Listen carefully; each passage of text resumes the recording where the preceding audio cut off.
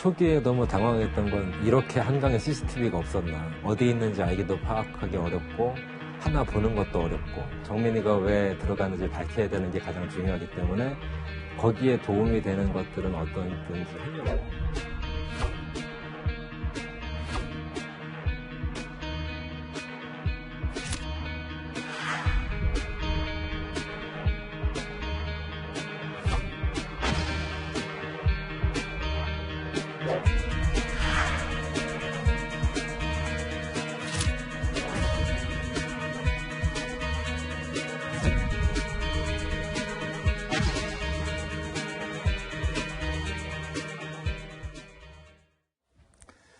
지금 이야기부터는요, 장윤미 변호사가 또 함께 하겠습니다. 어서 오십시오. 네, 안녕하세요. 네.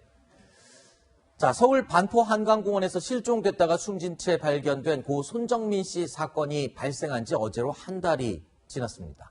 경찰은 손 씨의 마지막 동선을 확인하기 위해서 손 씨 양말에 묻어 있던 흙과 한강공원의 흙을 비교 분석해달라라고 국립과학수사연구소에 의뢰를 했었습니다. 자, 손 씨와 친구가 머물던 그 잔디밭, 그리고요, 육지와 강물의 경계 지점에 있는 흙, 또 물속 3m, 5m, 그리고 10m 지점에 있는 흙을 각각 채취해서 양말에 묻어있던 흙과 비교를 해봤습니다. 이에 대한 결과가 어제 발표가 됐습니다. 손 씨의 양말에 묻어있던 흙 성분이 육지가 아니라 강바닥에 있는 흙과 비슷하다는 결과가 나온 겁니다. 자, 국과수가 이렇게 결론을 내린 이유가 뭐였죠? 사실 국과수에서는 이 그러니까 육지에 있는 흙과 3m, 5m, 10m 각 그 흙의 표본을 채취해서 당시에 손정민 씨 양말에서 나온 흙과 어느 부분이 제일 유사한지를 검토를 한 겁니다. 네. 그랬더니 강가에서 10m 강 쪽으로 들어간 인근의 흙, 그런 부분이 이제 입자 성분도 다르고 알갱이 크기, 그리고 빛을 쐬었을 때 네. 굴곡도 등으로 이 성분을 이제 확인할 수가 있는데, 강가에 있는 10m 지점의 흙이 양말에 묻은 것으로 이렇게 최종적으로는 결론이 나온 상황입니다. 네. 그러면서 이제 경찰의 설명은 그 당시 그 사고 당일날 입수하는 장면을 목격했다는 그 낚시를 하던 사람들이 있지 않습니까? 그 사람들이 입수 지점으로 특정했던 그 곳으로부터 한 10m 정도 떨어진 지점이라는 설명을 덧붙였습니다. 네.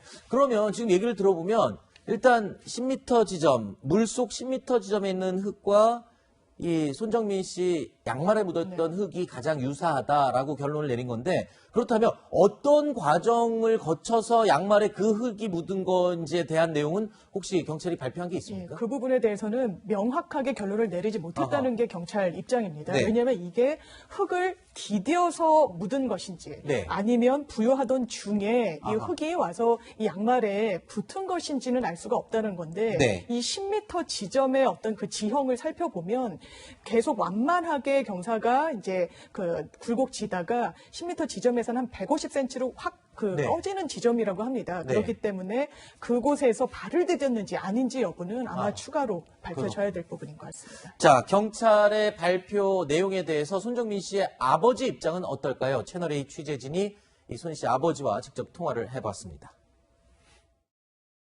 전체적인 맥락을 얘기해주고 이게 뭘 의미하는지 설명을 해주면 모르겠는데, 다짜고짜 그 얘기만 하면은 어떻게 해석하라는 얘기인지, 날아서 10m 가서 떨어졌다는 얘기인지, 누가 들고 갔다는 얘기인지 이런 설명이 없이 그 얘기만 달라고 해석을 알아서 하라는 건지 잘 모르겠어요. 근데 신발 버렸잖아요. 그리고 양말도 있는지, 옷은 있는지, 묻은 거에 대해 실험을 했는지, 그런 설명은 없이 그거만 달라는 얘기하니까 뭐 어쩌라는 건지 모르겠어요. 일단은 뭐 손 씨 아버지 입장에서는 아직 풀어야 될 의혹들이 너무 많이 있다, 아직 남아 있다, 이런 입장이네요. 예. 지금 이제 손현 씨 같은 경우에는 어제 같은 경우에는 한번 지난 한 달 전하고 달이 뜬 그 달의 모양이 거의 비슷했거든요. 그래서 네. 제가 알기로는 새벽에 한강에 같은 지점에 가서 과연 그 목격자가 있었다는 게 맞는지 아하. 그걸 한번 직접 실험을 해봤다고 그래요. 근데 네. 잘 안 보이더라 이런 얘기를 하던데 네. 지금 이제 유족에서는 오늘 아침에 13쪽 A4 용지 13쪽으로 자세하게 여러 가지 그동안 의혹, 문제점, 경찰 수사의 문제점 이런 걸 얘기했습니다. 근데 네. 간단하게만 몇 가지만 얘기하면은, 만약에 지금 현재 다른 사람보다도 사실은 자기 자신의 아들의 친구가 협조를 안 해주고 또 여러 가지 좀 의문점이 있다라고 제기를 하는데 그중에 가장 큰 게 뭐냐면 지금 바로 국과수가 거기 흙을 지금 송군의 흙을 분석을 한 거 아닙니까? 그런데 만약에 그 친구도 신발하고 옷가지를 놔뒀더라면 그걸 똑같이 분석해서 어떤 일이 있었는가를 추정할 수 있고 아하. 만약에 아무런 자기가 거기에 잘못이 없다면은 내가 잘못이 없다라고 한 걸 입증할 수 있는 좋은 자료인데 네. 그걸 없애버린 거. 그리고 이미 그 엄마하고 같이 그 친구하고 같이 새벽 3시 37분에 첫 통화를 했다고 그랬잖아요. 친구 없어졌다라고. 근데 그런 것들도 사흘 뒤에 다 알린 점. 네. 그리고 다른 친구들은 다 와서 5일 동안 그 정민이를 못 찾았을 때 다 한강변을 다 뒤지고 다니는데 그 친구는 안 온 점. 네. 이런 등등이 좀 이해가 가지 않는다라고 10여 가지 이상의 의혹을 오늘 제기를 했습니다. 그렇군요. 자, 이 손정민 씨의 아버지 손현 씨는요, 자신의 블로그를 통해서 아들의 통화 기록을 공개한 적이 있습니다. 사망 추정 시간에 휴대전화 데이터를 사용하는 흔적이 있다라는 의혹을 제기하기도 했었는데, 지난 24일입니다. 경찰은요, 손 씨의 휴대전화를 포렌식한 결과 실종 당일 새벽 1시 9분쯤 마지막으로 웹 검색을 한 이후에 인터넷 어플리케이션 사용은 없었다라는 것으로 확인됐다고 경찰이 밝혔습니다. 이후에 손정민 씨 아버지는요, 1시 9분 이후에 손 씨가 인터넷 어플리케이션을 사용한 흔적을 블로그에 다시 또 공개를 했습니다. 자, 아버지가 제기한 의혹에 경찰이 반박을 하고 여기에 또 아버지가 경찰 의견에 또 반박을 하는 그 모양새가 반복이 되고 있는 것 같습니다. 그렇죠. 뭐 공방 내지는 주고받는 형국이 계속 펼쳐지는데 네. 경찰 같은 경우에 굉장히 시간을 구체적으로 그러니까 새벽 1시 9분 이후에는 앱을 사용한 흔적이 휴대전화에 남아있지 않다라고 발표를 했습니다. 네. 그러자 그 아버지께서 실제로 1시 12분에 배달 앱에 접속해서 배달을 시켰던 그 내역이 남아있다라고 반박을 했고요.